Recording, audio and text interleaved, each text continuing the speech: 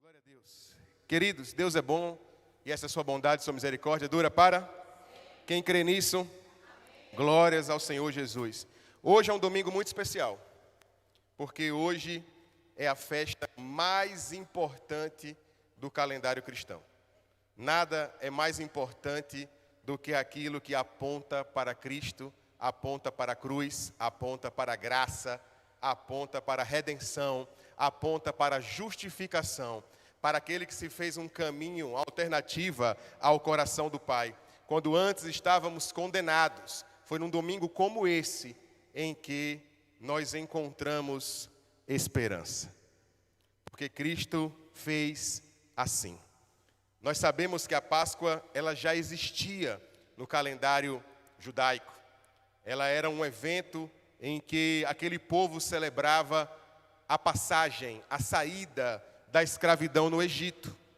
E eles tinham hábitos também em se reunir, em se ajuntar entre eles e trazer à memória as histórias e as referências relacionadas àquele período da escravidão.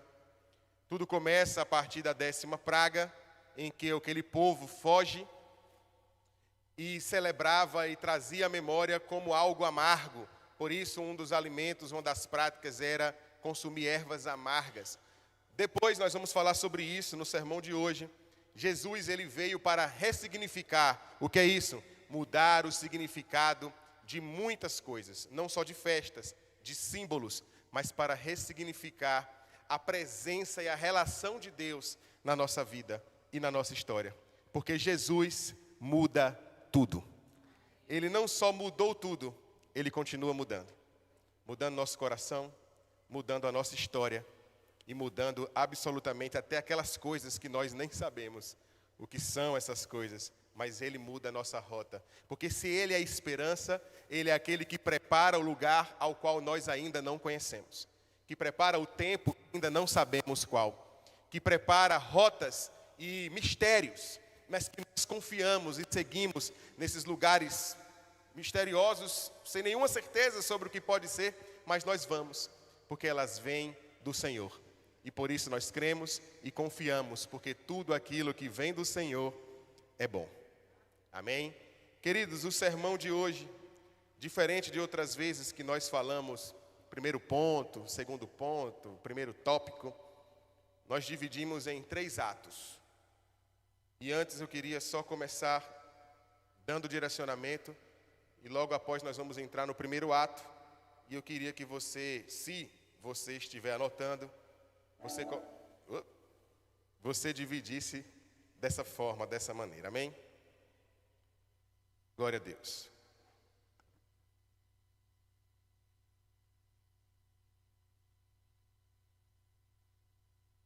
Feche seus olhos rapidamente. Senhor Deus, amado Pai, nós agradecemos ao Senhor pelo dia que o Senhor fez, pela forma como chegamos aqui,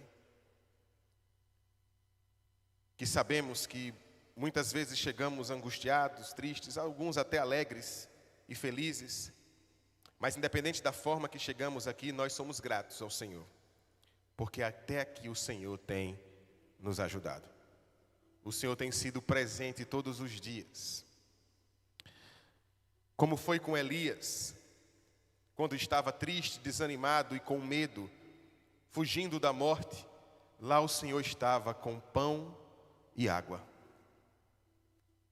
Assim como foi com muitos outros, em que às vezes algo que parecia morte, a condenação, era a esperança.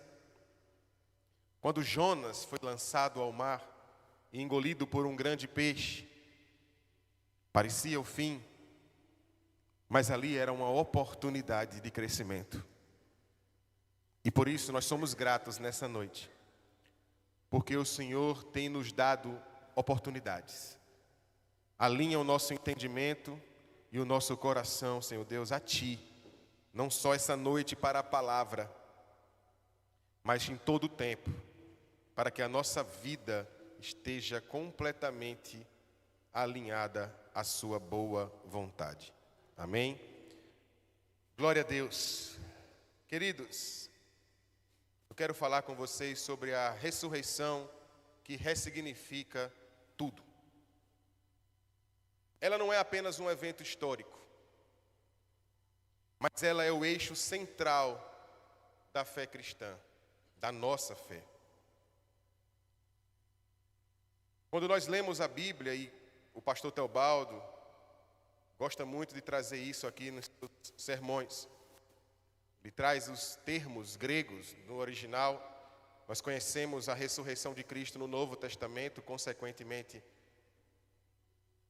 estava escrito em grego, e há um termo chamado anastasis, que significa o que nós chamamos de ressurreição, mas que literalmente quer dizer levantar-se novamente, ou se levantar de novo.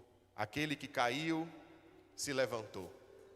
A ressurreição é sobre uma queda que se encerra, pois ali continua para a vida? Não, para algo além da vida, para uma vida em abundância. Não se trata apenas de retornar ou retomar a vida, mas de uma nova condição de estar vivo, dessa vez transformada pela glória de Deus. No pensamento da época e no pensamento de hoje, os pensamentos fora da realidade cristã, a morte é vista como o fim, como uma derrota, como silêncio e até também como separação. Mas quando Cristo entra nesse cenário, Cristo vai redefinir tudo. Porque eu disse aqui no início, Jesus muda tudo. A cruz, que antes era símbolo de vergonha, ela vai se tornar um símbolo de glória. A morte, que era sentença final, agora é passagem, é parte de um processo. É o que o Senhor está nos levando e nos conduzindo para estar com Ele. 1 Coríntios, capítulo 15, no versículo 17. Se Cristo não ressuscitou, é inútil a fé que vocês têm e ainda estão em seus pecados. Quando Paulo faz essa afirmação àquele povo, ele está colocando uma afirmação que coloca a nossa fé cristã em uma posição diferente de praticamente todas as outras estruturas religiosas. Porque a nossa fé aqui não é mais só uma fé. Ela é uma fé alinhada a um evento histórico. Paulo está colocando ela à prova. Se o Cristo não ressuscitou, tudo isso aqui está em vão. Por que ele afirmava isso? Porque Cristo ressuscitou. E não havia dúvida para o povo daquela época. As pessoas, na verdade, tentavam argumentar, aqueles que não criam que ele era o Filho de Deus, argumentavam de outras formas. Mas havia uma certeza, o Nazareno tinha voltado do mundo dos mortos. Aqueles homens caminharam com Jesus. Caminharam com Jesus durante muito tempo, os apóstolos, os seus discípulos. Eles viram Jesus ressuscitar mortos. Viram Jesus fazer cegos passarem a enxergar, deficientes voltarem a andar. Viu doenças sendo curadas, alimentos sendo multiplicados, a água sendo transformada em vinho. Depois eles viram este homem ressuscitar. Se existia um grupo que não tinha motivo para morrer por isso, eram esses homens. Se Jesus não tivesse ressuscitado, eles não teriam ido além. Mas eles continuaram, porque eles carregavam isso como uma convicção. Aqueles homens carregavam a certeza, nós seguimos o Filho de Deus. E ele morreu na cruz e ressuscitou ao terceiro dia. E é por isso que nós estamos aqui. E aqueles apóstolos morreram por isso. Poderia um homem morrer por algo que ele não acredita? E eles não acreditavam apenas porque alguém disse. Mas aqueles apóstolos eram testemunhas de uma ressurreição. Eles estavam morrendo por algo que eles viram. Por algo que eles participaram. E vivendo pela palavra e os ensinamentos de um homem que caminhava com eles todos os dias. Por isso Paulo faz essa afirmação. Se Cristo não ressuscitou, é inútil a nossa fé. Ele afirma isso porque ele carregava essa segurança. Porque a ressurreição é o ponto onde Deus, ele não apenas está resolvendo o problema do pecado, mas ele está mudando toda a história humana. Porque Jesus muda tudo. Primeiro ato, o sentido que se perdeu. A narrativa da crucificação e essa história que vai se finalizar na ressurreição, ela começa com dor, ruptura e um aparente fracasso. Em Isaías, capítulo 53, no versículo 5. Eu sempre que trago o texto de Isaías aqui, eu sempre falo para a igreja que é um livro fantástico. Você tem essa semana aí para ler ele todinho. Porque as narrativas relacionadas à crucificação, elas não pertencem apenas à Bíblia, eu não sei se vocês sabem disso. Mas elas também são narradas em outros documentos, sobre esse homem que causou um certo alvoroço em Jerusalém, e conseguiu acumular muitos seguidores, e que fez alguns prodígios, e que foi condenado por Roma e levado à cruz. Também existem documentos da época do Império Romano que relatam esse acontecimento. E essa história ecoava por toda a civilização conhecida da época. Só que o livro de Isaías, ele narra esses acontecimentos também. Mas o livro de Isaías, ele é séculos anterior a esses acontecimentos. Séculos, não é 10 anos, 20, uma hora antes. Séculos anteriores a estes acontecimentos. Então ele falava como uma profecia. E tudo depois é narrado na forma que acontece, exatamente como está neste livro. Isaías 53, no versículo 5 diz assim: mas ele foi transpassado por causa das nossas transgressões. Foi esmagado por causa de nossas iniquidades. O castigo que nos trouxe a paz estava sobre ele, e pelas suas feridas nós fomos curados. Isso porque a cruz parecia o fim. Os discípulos estavam confusos. O Messias morto não fazia absoluto sentido. Em Lucas 24, no versículo 1, nós esperávamos que era ele quem iria trazer redenção a Israel. Existia uma ansiedade relacionada a este rei, filho de Deus, que estava por vir. Porque aquele povo tinha sido escravizado no Egito. Aquele povo tinha sido dominado pela Babilônia. Aquele povo tinha enfrentado várias guerras menores.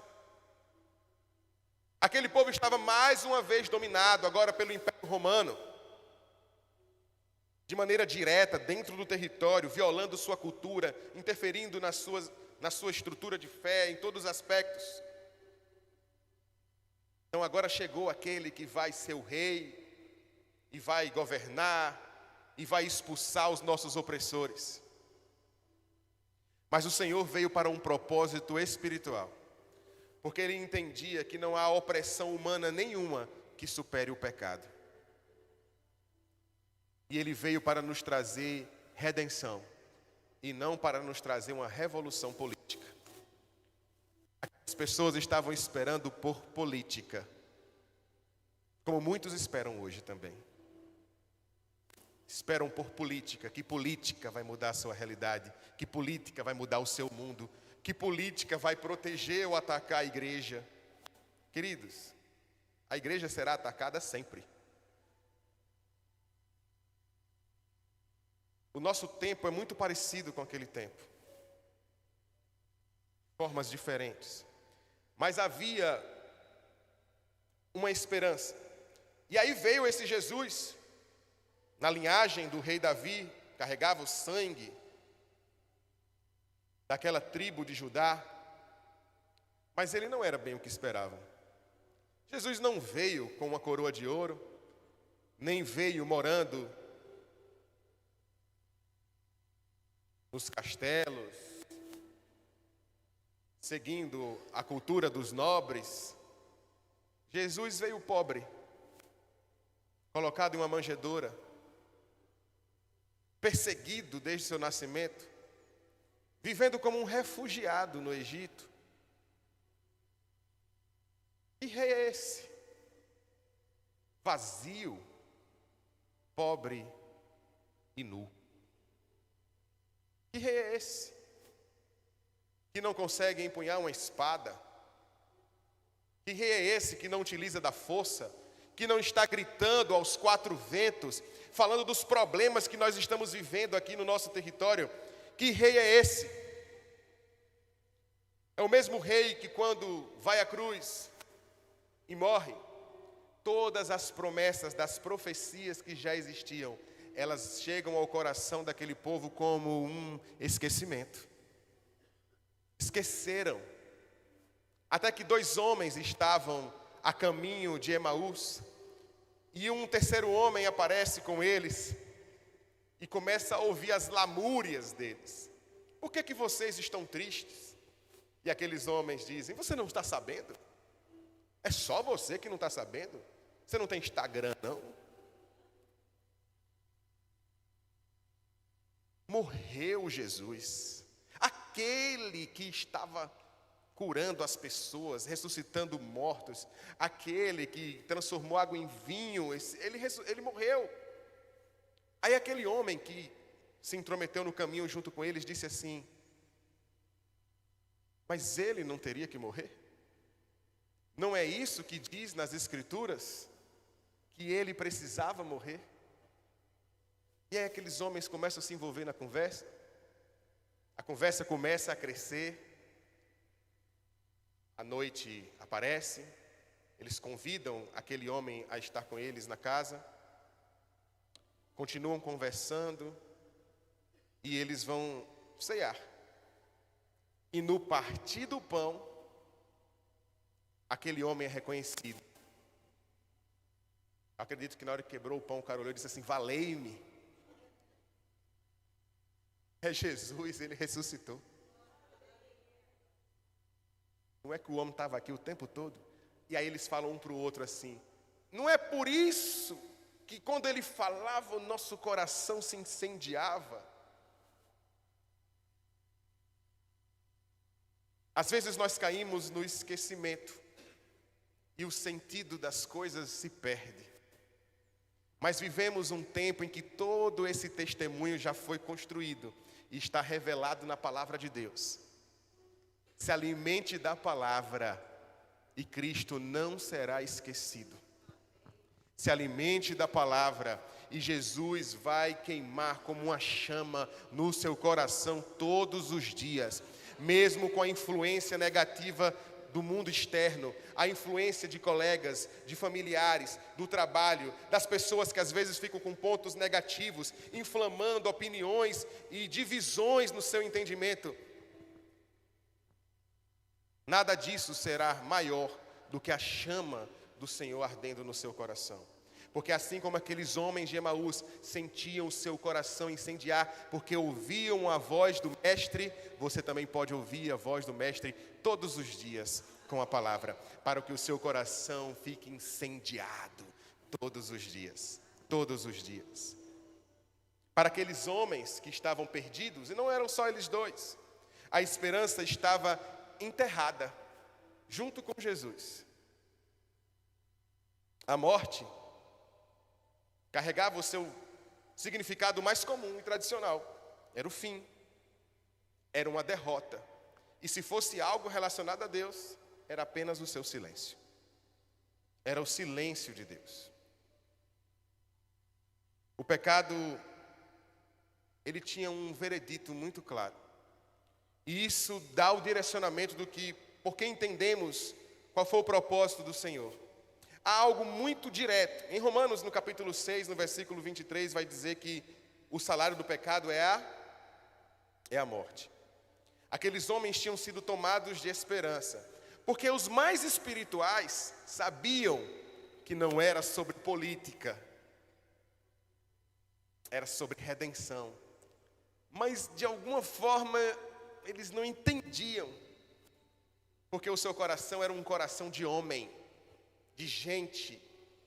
E ao ver aquele Filho de Deus sendo crucificado, perfurado, rasgado, sangrando, cuspido, humilhado, sem forças nas pernas, carregando sua própria cruz e sentindo suas próprias dores, não, esse não pode ser. Não pode esse ser o Filho de Deus.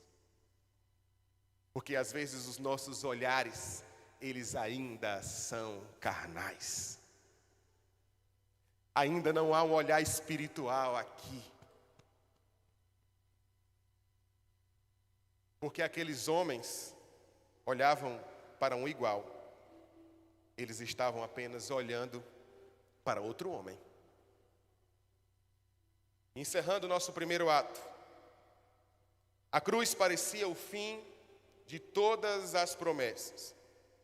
O céu estava em silêncio e a esperança parecia enterrada junto com o corpo de Cristo. O peso do pecado pairava sobre a humanidade como uma sentença irreversível. Cada lágrima derramada parecia ecoar no vazio de um Deus que naquele momento parecia distante. Agora a morte falava mais alto que a fé e o medo sufocava qualquer tentativa de esperança. O coração humano cansado, ferido e culpado, caminhava sem direção, carregando o peso de uma história que não podia mudar. Tudo parecia decidido, tudo parecia terminado, tudo parecia selado pelo silêncio de um túmulo fechado. Mas mesmo quando tudo parecia perdido, Deus ainda estava escrevendo uma história que ninguém podia ver. O nosso primeiro ato, o sentido que se perdeu. O nosso segundo ato, o Deus que ressignifica. A ressurreição, agora, não apenas ela responde à cruz, ela define tudo o que a cruz parecia dizer. Mateus, capítulo 28, versículo 6. Ele não está aqui. Ressuscitou, como tinham dito. Oxe, agora veio a memória. Não é que diziam, parece que não era apenas um homem, havia algo de especial nele. Jesus já estava sendo negado e esquecido as promessas sobre ele, já instantes, momentos antes da crucificação. Jesus foi trocado por Barrabás. Jesus foi negado por Pedro, que era um amigo próximo. Já havia um esquecimento, porque até feitos grandiosos, eles podem ser esquecidos. Mas a eternidade nada pode superá-la. É por isso que a ressurreição tem tanto impacto. Você pode, querido, fazer o que for. Você pode amar incondicionalmente alguém. Você pode cuidar dessa pessoa com toda a intensidade do seu coração. Você pode estender a sua mão para uma pessoa em um dia terrível na história dela. Há um risco enorme dela esquecer. Há um risco enorme disso não ser lembrado. Eu acho que é até mais comum. Sempre cai no esquecimento um grande feito. Mas esse caiu por instantes. Mas as pessoas foram lembradas porque há uma dimensão na pessoa de Cristo, diferente dos feitos de qualquer homem. Porque Ele é Deus. É diferente de tudo o que entendemos. A morte agora estava perdendo o seu significado original. Aquele significado que era o fim, que era a falência das coisas. O que era derrota agora se torna vitória. E o que era vergonha se torna glória. 1 Coríntios, capítulo 15, versículo 55. Onde está, ó morte? Onde está a sua vitória? Onde está, ó morte? Onde está o seu aguilhão? Agora ela está sendo superada. E a ressignificação começa a se fazer. Porque agora o condenado é justificado. O culpado agora é perdoado. E o morto agora vive. Pois o salário do pecado é a morte. Mas o dom gratuito de Deus é a vida eterna em Cristo Jesus, o nosso Senhor.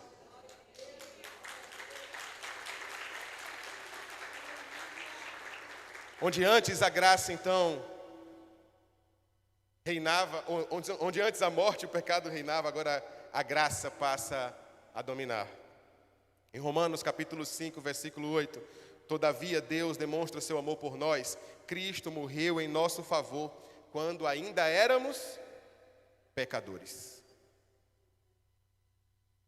Eu sempre gosto de trazer à memória a igreja, que no Evangelho de João, no capítulo 1, ainda no primeiro versículo, vai dizer que no princípio ele era o quê? O Verbo. E que ele estava lá no início de todas as coisas. Então Deus, personificado como homem, na figura de Jesus, conhecia todas as coisas. Sabia todos os limites perversos que o ser humano poderia chegar, fazer e praticar. Sabe aquela história que tem na Bíblia, que a gente sempre lembra como um dos momentos mais perversos da história? Sodoma e Gomorra? Ele sabia do que a humanidade era capaz de fazer, conhecendo aquilo. Sabe os motivos que Deus encontrou para trazer um dilúvio, mas direcionar a Noé uma arca? Acredito que a humanidade deu motivos muito perversos.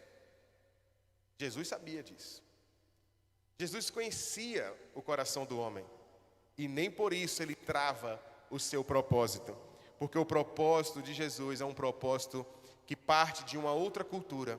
Não é a cultura do nosso tempo, que é influenciada pelo passado, presente e futuro, mas a cultura da eternidade e do reino de Deus. Onde a influência dos homens, os achismos dos homens, as angústias dos homens, os medos, as nossas perversidades, as nossas mágoas não dominam. Pois não há influência carnal, apenas a fluidez do Espírito de Deus. Era ali que o Senhor depositava o seu propósito e as suas certezas. Este é o Deus que eu creio. É o que você crê? Glória ao Senhor Jesus. Aleluia. Então entendemos que essa ressurreição não é um milagre apenas. Ela é uma declaração. Há algo sendo dito ali. Tudo aquilo que estava definido pelo homem, agora ganha um novo significado. O que era a cruz? A cruz era um objeto de tortura romana. Era uma estrutura em que aquele exército, aquele grupo usava para torturar pessoas. Famílias que tinham pessoas que morreram condenadas na cruz, elas se envergonhavam, porque os motivos eram perversos para levar alguém até ali. Mas ele foi. Porque ele se fez maldição. Pecador. Carregou algo sobre ele que não era dele, era nosso. Também gosto muito de trazer à memória à igreja uma história que está lá em Números, capítulo 21. O povo estava sendo muito perverso, falando mal de Moisés. E pensa num povo difícil, falando mal de Deus e de Moisés. Povo difícil. Deus fica irado. O povo estava no deserto, estava vivendo a escravidão. Estava com saudade de cebola do Egito. Estava com saudade de um bocado de coisa. Vivendo a liberdade. Mas como estava na vida ainda no deserto, estava encontrando motivo para murmurar. Não murmure. Não murmure. Aquilo que parece ser um deserto na sua vida é apenas processo. Deus está forjando um caráter novo em você. Aquele povo começou a reclamar, e Deus se irou e lançou serpentes. A gente sempre conta essa história aqui, né? E lançou serpentes. E essas serpentes começaram a morder aquelas pessoas. E elas morriam. Então o povo começou a ficar com medo, se desesperar e pedir uma solução. Moisés, fala com o teu Deus. Com o teu Deus, né? Para tirar essas serpentes. Está acabando com a gente. Moisés vai lá, fala com Deus. Deus responde assim: não vou tirar não. Vou não. Não sou de voltar atrás. Mas eu vou dar uma solução.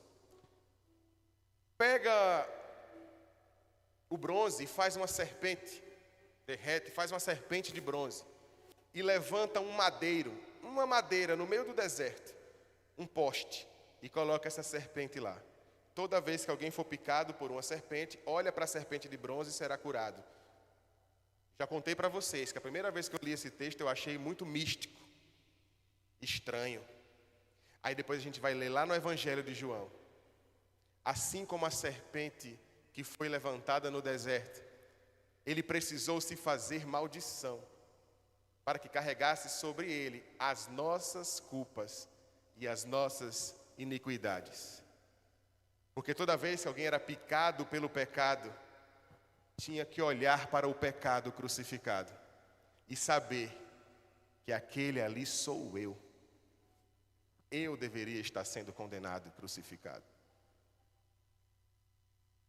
O Senhor estava Deus estava preparando aquele povo, já sinalizando para a pessoa de Cristo, porque nós também falamos algo aqui sempre. Toda a Bíblia aponta para este momento, inclusive o Velho Testamento. Todo momento tem sinais proféticos que vão apontar para esse instante aqui. Porque Jesus é o personagem principal da nossa história. Nós somos, queridos, coadjuvantes da nossa própria história. Porque Jesus precisa ser o protagonista da história de cada um. Aleluia. Então, no final do segundo ato, resumindo, na manhã da ressurreição, o silêncio do túmulo foi rompido pela voz eterna de Deus, declarando vida onde só havia morte. A pedra removida não foi apenas física, também simbólica, porque era o peso da condenação sendo retirado. Era a história sendo reescrita, o impossível se rendendo ao poder da glória de Deus. A morte que antes reinava absoluta foi exposta, vencida e humilhada diante do Cristo vivo. O pecado perdeu sua autoridade, a culpa perdeu sua força e a graça começou a governar com poder irresistível. Naquele instante, Deus mostrou que nenhuma sentença humana é definitiva quando Ele decide intervir. A ressurreição não foi apenas um evento, foi um decreto. Tudo pode ser transformado, redimido, tudo pode ganhar um novo significado quando Deus se levanta para agir. O nosso terceiro ato, um novo sentido para quem crê. A ressurreição, ela não apenas muda a história, ela muda a vida de quem crê. 2 Coríntios, capítulo 5, versículo 17. Portanto, se alguém está em Cristo, nova criatura é. As coisas velhas se passaram, eis que tudo se fez novo. Porque agora tudo está transformado e ressignificado. Agora a dor, ela pode até ser útil, porque ela pode gerar propósito. Agora, o pecado pode ser perdoado. E a história pode ser transformada. Romanos capítulo 6, versículo 4.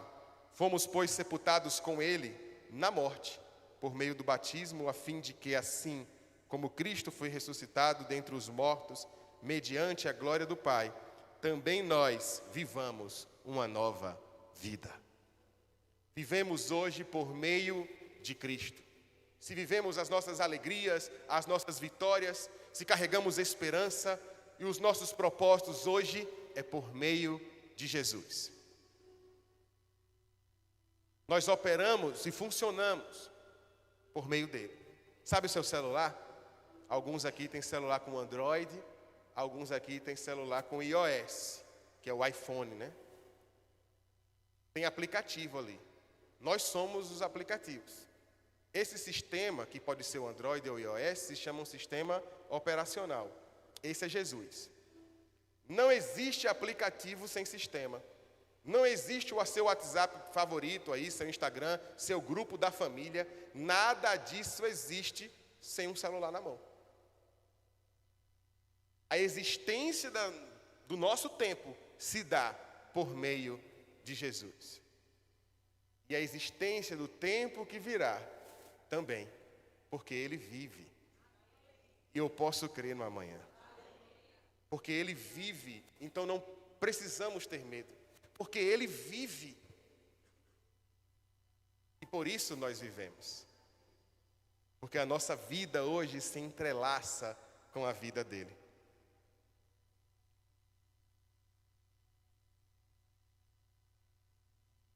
Não é só sobre Jesus que a ressurreição está falando. É sobre nós vivermos uma nova realidade.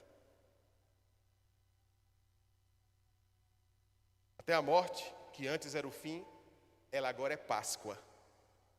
Porque Páscoa significa passagem. E o que antes era o fim, agora é passagem. A morte agora é uma marca, é um momento nesse nosso processo para um dia estar com Ele na glória. Glória a Deus. No Evangelho de João, capítulo 11, versículo 25. Eu sou a ressurreição e a vida. Aquele que crê em mim, ainda que morra, viverá. Quem crê nisso? Glória ao Senhor Jesus. Pois Ele é bom e sua bondade e misericórdia dura para...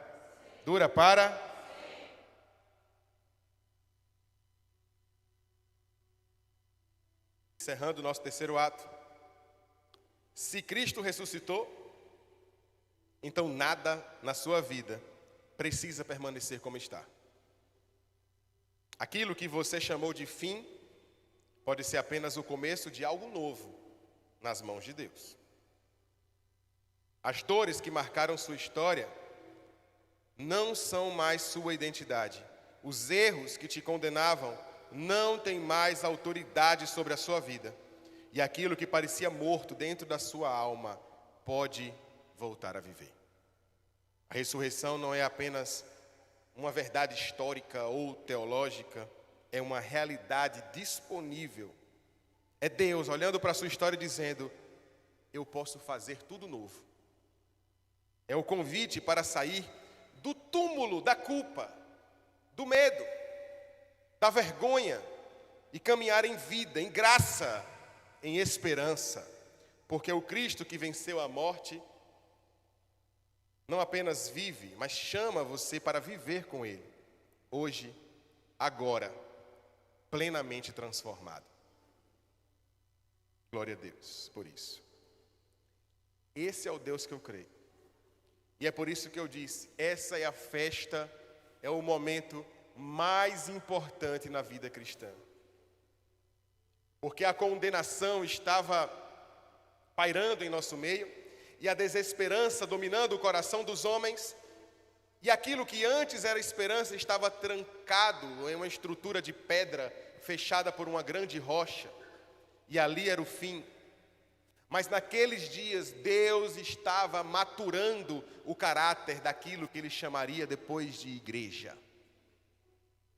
Porque aquele povo que carregava as promessas de Abraão, promessas gloriosas para um dia estar com o Senhor, achávamos que essas promessas eram apenas sobre etnia, sobre um grupo, sobre sangue do povo hebreu, do povo judeu. Depois a palavra nos revela algo novo. Quando em Gálatas, no capítulo 3, vai dizer que hoje já não há mais homem, nem mulher, nem escravo, nem livre, nem judeu e nem estrangeiro, mas descendência de Abraão, todo aquele que crê na ressurreição e no poder do Senhor Jesus. Havia algo então se formando nesses 3 dias. Havia algo novo sendo gerado na humanidade. Já existia temor e dúvida sobre muitos. Havia um centurião que na hora da morte de Jesus, quando ele vê tudo o que estava acontecendo, acho que ele cerrou os dentes assim, baixou a cabeça e diz: rapaz, matamos o Filho de Deus. E agora? Em que tribunal vou responder um assassinato desse? A Bíblia vai dizer que no ato da morte de Jesus, quando ele baixa a sua cabeça, esses dias um menino que trabalha lá na escola, que eu também trabalho, ele foi na sala dos professores me perguntar sobre esse texto. Foi desse jeito aqui mesmo? Aí eu disse: está escrito como? Ele leu todinho, eu falei: então foi.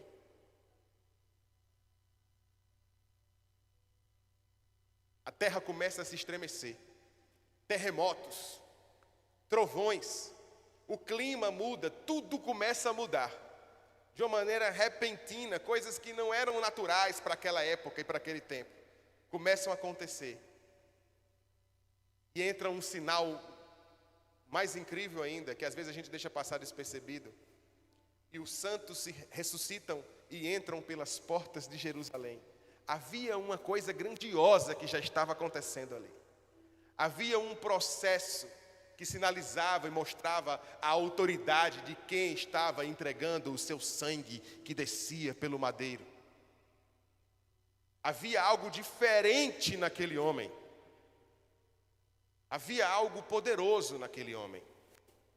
Muitos ainda estavam tomados de incredulidade. Mas de repente, quando alguém chega, aquela pedra, alguém moveu aquela pedra. Quando procuram, meu Deus, roubaram o corpo do mestre. O tempo inteiro era uma resposta de incredulidade. Parece que não havia possibilidade nenhuma daquele homem ressuscitar. Roubaram o corpo, levaram o corpo. Mas depois ele começa a se apresentar. E ele começou a ser reconhecido, tanto na Galileia, como em Emaús, no repartir do pão. Esse detalhe é muito lindo e muito importante. Porque agora, nós conhecíamos Deus revelado a Moisés, como foi dito ontem aqui no nosso culto de sábado. Quando Deus diz a Moisés: Moisés, eu não vou mais caminhar com vocês não. É máfia, acabou.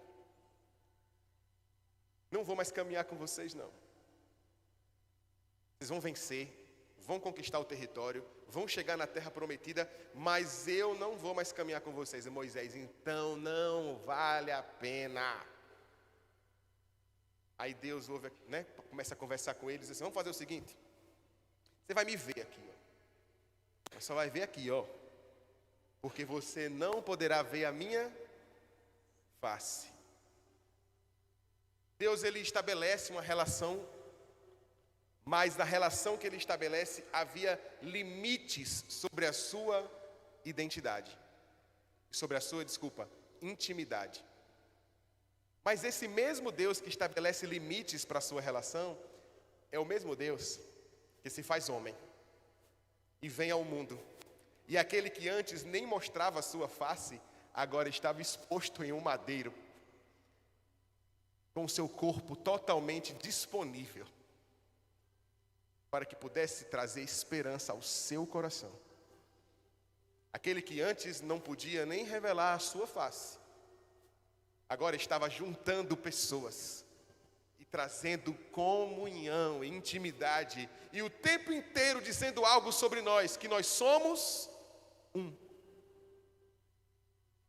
E quando ele morre e ressuscita, ele é reconhecido na comunhão. É no repartir do pão que Jesus é percebido.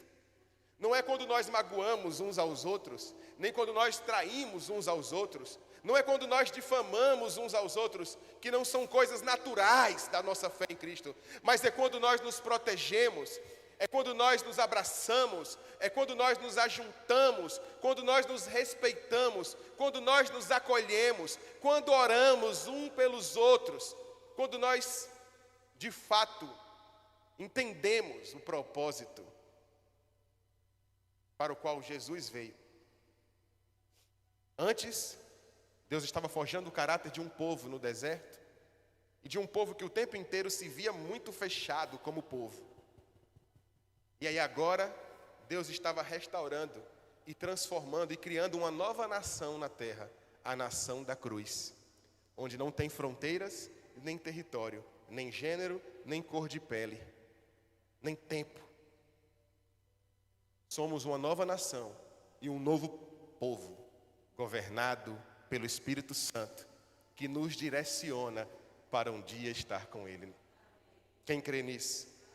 Glória ao Senhor Jesus. Porque Deus é bom, a sua bondade e a sua misericórdia dura para sempre. Amém? Queridos, eu queria convidá-los a ficar de pé.